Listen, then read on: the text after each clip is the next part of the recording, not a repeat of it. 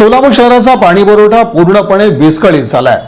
विजेच्या लपंडावामुळे ही वेळ आल्याची बाजू पालिका प्रशासनाच्या वतीने मांडण्यात आली आहे। तापमानाचा पारा 42 अंशांवर गेल्याने विजेची मागणी दिवसेंदिवस वाढत असल्याने वीज पुरवठा सतत खंडित होऊ लागलाय। लाईट सतत ये-जा करत असल्याने सोलापूर शहराला पाणी पुरवठा करणाऱ्या सोरेगाव पंप हाऊस वरील पंप जळाला। तेथील दुसरा पंप जोडून पाणी पुरवठा सुरू ठेवण्यात आला आहे। विद्युत पुरवठा बंद चालू होत असल्याने पाणी पुरवठ्याचे वेळापत्रकही कोलमडले आहे। त्यामुळे आता शहराचा पाणी पुरवठा 3 ऐवजी पुन्हा 4 दिवसाआड केला जाणार आहे। सध्या उजनीतून शेतीसाठी कालव्याद्वारे पाणी सोडलेले आहे, तरीही उन्हाच्या तडाख्यामुळे शेती पिकांना दररोज पाणी द्यावे लागत आहे। त्यामुळे शेतकरी सिंगल पेजवर कृषी पंप सुरू करून पाणी उपसा करत आहेत। त्यामुळे शेती फिडरवरील लाईट सायंकाळी 6 ते रात्री 10 पर्यंत बंद ठेवले जात आहेत। या वेळेत अनेक गावं अंधारात आहेत। आता सोलापूर शहरातील अनेक नगरांचा वीज पुरवठा देखील सतत बंद चालू होत आहे। विजेचा लपंडाव सुरू असल्याने 2 दिवसात 2 वेळा पाकणी जलशुद्धीकरण केंद्र बंद राहिलं। त्यामुळे उजनीतून होणारा पाणी उपसा देखील बंद करावा लागला।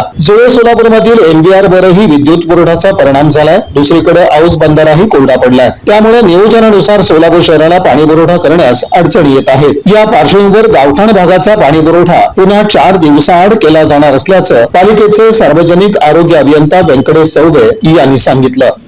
या बातमीपत्राचे प्रमुख प्रायोजक प्लॅटिनम मॉल इंद्रधनु सोलापूर। सोलापुरातील सर्वात प्रतिष्ठित इंद्रधनु सोसायटीचा नवीन भव्य कमर्शियल प्रोजेक्ट आता रेल्वे स्टेशनच्या अगदी शेजारी शहराच्या मध्यवर्ती ठिकाणी।